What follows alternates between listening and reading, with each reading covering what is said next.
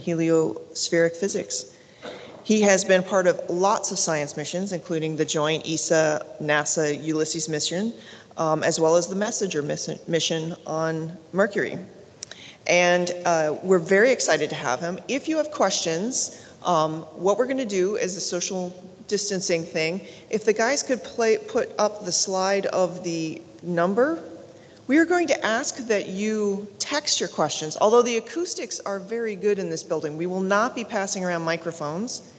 And I forgot to mention that before I introduced this. So the phone number, we will post that up at the beginning and at the end. They are not listening to me. They're working on it, okay. So 855-855-1413.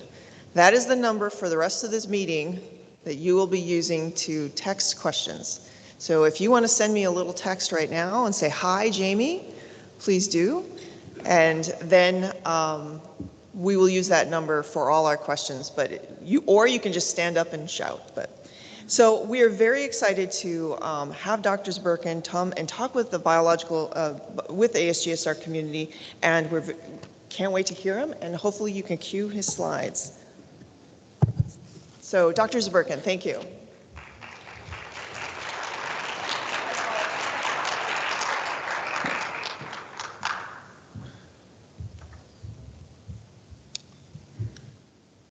Guess I'm talking to you and I want to advance the slide. Is that how it goes? Oh, there it is.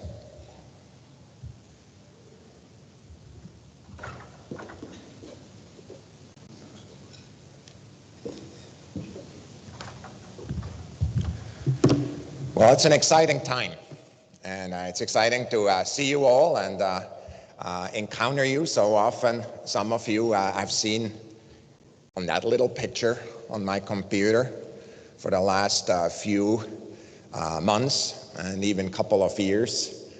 Many of you I haven't met, and of course the reason for that is that this amazing community, which has so much history in NASA, has come home, as we would say in science, come home to our Science Mission Directorate. The moment this occurred, and I just want to tell you the reason it occurred is in large parts because of Jim Green as a chief scientist, really asking where is the best environment for this community to grow and really have excellence. And in his analysis, his independent analysis that he did as a chief scientist, he made a recommendation.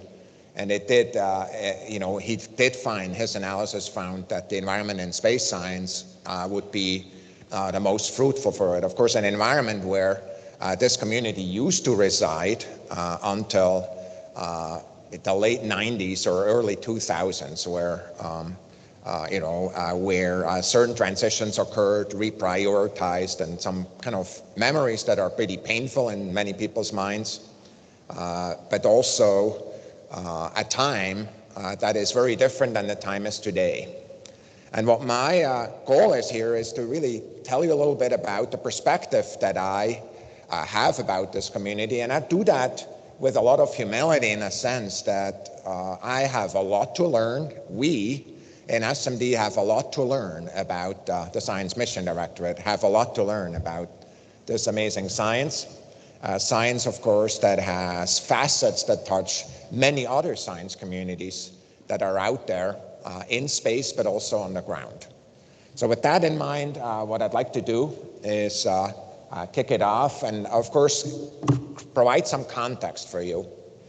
The first question you can always ask is, why do we do science? And why we do science, of course, I would start here overall on the right. By the way, this monitor here is not stable, it's blinking. I don't know when you want to address that.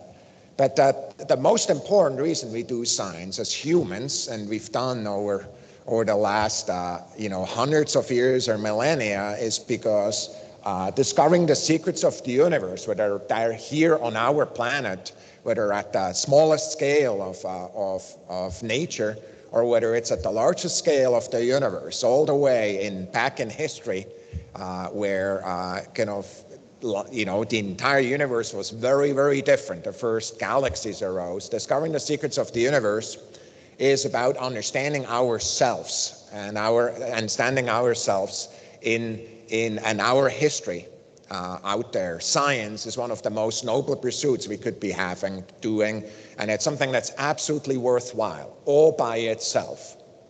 And that science, of course, in all disciplines of SMD, including biological and physical science, is why we do that. It's absolutely exciting. It's amazing to learn more about nature. And there's one topic that's really keeping us awake at night, which is a topic that has made a lot of progress in the recent past, which is searching for life elsewhere, which is, of course, is a fundamental science question. It's not a yes-no question, but it's a question of how to investigate nature kind of at the interface between kind of physical and chemical world and the biological world. Thus far, investigating life for us an n=1 proposition. We have one type of life. All life we know relates to that amazing structure, which we have in common with all things that are alive. Searching for life elsewhere talks both about the environments of where such life can arise, but also the history of that life elsewhere, whether it's in the solar system or whether it's in other worlds that we're discovering every day using our space missions and ground-based assets. Protecting and improving life on Earth and in space is a third objective that's really critical for all disciplines. Science, even though I motivated it as a fundamental pursuit, is also useful. And basically, the science that we have here has impact, not only in understanding of better what nature is about, but, for example, in providing the underlying support to do space exploration, kind of really protecting life in space. So often in other disciplines, but also this one, help us live our lives better here on Earth. Right now, there's a big conference going on in Glasgow in which kind of leaders around the world are coming together and saying, based on the science that we see, how can we do better and take care of our most beautiful planet we've ever observed here? Protecting and improving life on Earth and in space, to me, also relates to the opportunities that come from science, whether that is creating opportunities in which all of a sudden kind of commercial entities can arise and help us enable science at scale or in new ways that is there. So for us, it's really those three objectives that are there and motivate any and all science disciplines, including biological and physical sciences. These are the chart that it's basically every mission. And you, of course, see a band, I'm going to kind of highlight that a little bit later, of key investigations that biological and physical sciences supports, of course, with that color there. Brown is it perhaps, or perhaps you see it as a different color. All the other disciplines, of course, from earth science, green, to heliophysics, looking at radiation and so forth, astrophysics in blue, and then, of course, planetary science in purple. All of these missions are there, and boldface are the missions that are under development. In regular font are the ones that are there, and each one of them has a story. I could tell you many stories on this chart, and I will resist because you gave me a certain slot allocated for this particular talk. What I wanted to focus on is how many boldface things there are around the moon and around even, frankly, Mars. And what you see there, of course, is tremendous amount of development in that arena. Jim Green, you're going to talk about this as well as others going forward. When we talk about science, it not only matters what we do, but how we do it. And I want to make sure that you understand that as much as we're excited about the science that are there, we have no patience when it comes to science that kind of cuts across kind of or goes opposite to the values that are there. And of course, one of the key elements that we feel really strongly about, and that's critical for every discipline, but also this one, of course, is the value of inclusion that we talk about here. It's a value that basically says that for the science discipline to be the best, It needs to be able to tap into all talent sources that are there and empower every one of the people who are there. So I'm really excited about all of you who are here, especially those of you who have joined relatively recently the community. And I want you to know that as far as I'm concerned, as far as we are concerned as a leadership, we want you to feel at home here. We want your voice to be heard, and we want to make sure that together with you we can build teams that can do things that otherwise we could have never done if you were not in the room. And so for me, teamwork and inclusion relates very deeply. There's many other issues that I could focus on. We could talk about the tools, innovation and so forth, the priorities, the inspiration that is so critical for us. But I'll save you that at this moment in time. That's all I wanted to talk to you about. Yes. Sorry, I thought. No, I was going to stand and ask questions, moderate questions. How much do you want me to speak? No, another 5 minutes. Okay. So what I'm going to do is just focus on some of the core elements that are there. And again, this is the swath. Craig, you're going to talk about this in a lot of detail later on. The discovery that is there. So what I really want to focus on is only one more point, and that is really the value of the decadal that you're currently in it. Now, I see amazing opportunity for this community. I see opportunity because of the fact that we have this most magnificent asset for over 21 years up there in the space station. We believe as we go forward, and you heard the administrator talk about, till the end of the decade, that opportunity is huge, and we don't want to miss any of that opportunity. What we also have, though, is an emergence of new platforms around the moon, on the surface of the moon, but also commercial platforms that are being discussed right now. Some of them are already being flown on relatively short flights, on longer flights, and so forth. And the dream of having scientists go to space to do the science that they imagine has come as close as it never has been before. For me, those opportunities and how we drive science from them create an opportunity space in which this entire community has never lived. And for me, the decadals are the way to help prioritize that.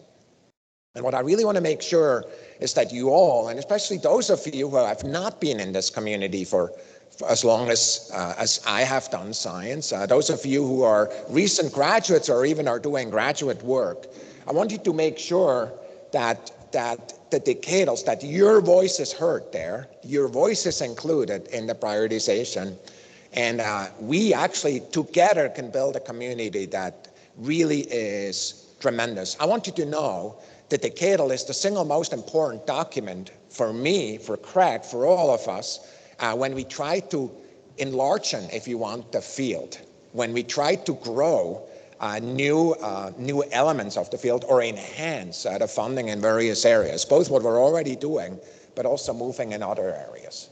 And so for me, what I'm going to do, I think, is stop here so we can do Q&A and kind of see where you want to take it. But I'm really excited to be here with you. I'm super hopeful. You see, hopefully, in the numbers that are being discussed on the Hill, the president's proposal, that we believe this is important science, that more science can be done with more money. I hope you agree. But more equally importantly, let's make that success happen together. It takes all of us. I'll kick it over to you.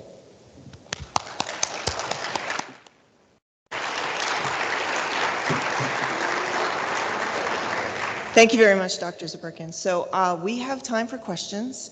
You can text them to 855-855-1413, and I will read them. So for the shyer people, I am happy to read them. Or if you have a question and you can project that question, we'd love to hear it. Need more coffee. Apparently. Any hands, any questions? Dr. Green.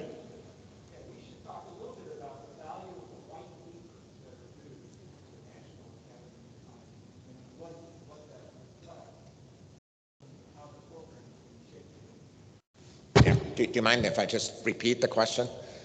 You basically say we should talk about the value of the white papers and what that reflects.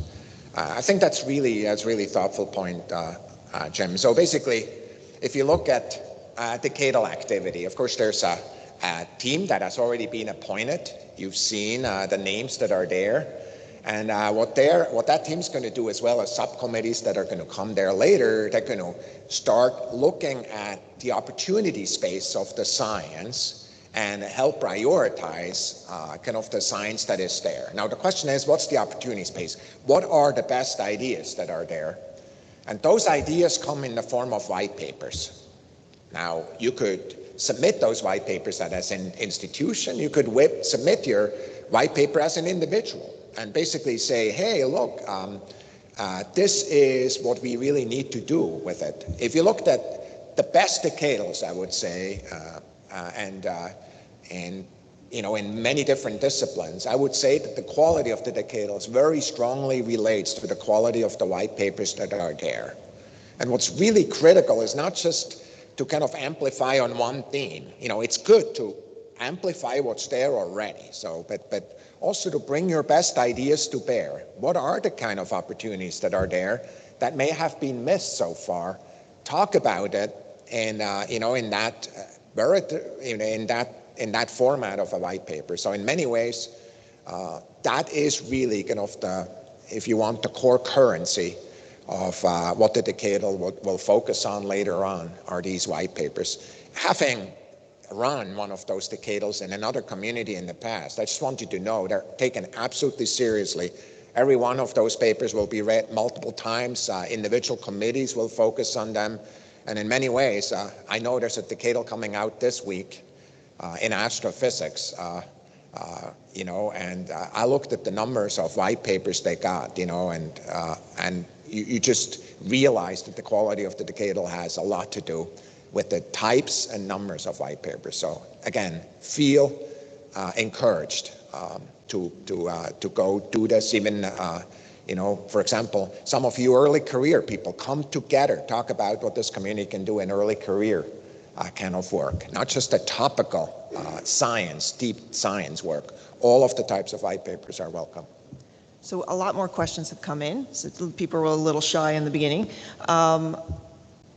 Here's a question for you. So what do you see the biggest emerging areas for the physical science research over the next 10 years? That's been something we've been trying to build as our physical sciences community.